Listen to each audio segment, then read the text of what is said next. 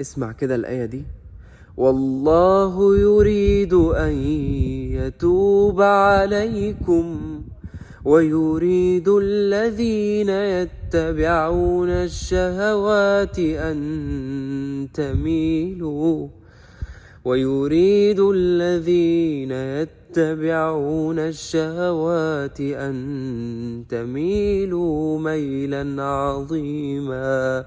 ايه مستني ايه تاني؟ ربنا يستاهل انك تسيب الذنب ده عشانه. صدقني ما فاضلكش وقت.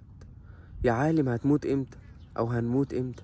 يا عالم اجلك الدقيقة اللي جاية ولا الساعة اللي جاية ولا الشهر اللي جاي ولا السنة اللي جاية، برضه لازم تتوب من اللي انت بتعمله. والله العظيم انا خايف عليك، والله بذكرك وبذكر نفسي، والله العظيم عارف انه غصب عنك وعارف ان انت تعبان وعارف ان انت اكتر واحد متضرر من الذنب ده، بس انا عايزك تبقى بخير. صدقني عايزك تخش جنة ربنا، ما تبقاش في النار.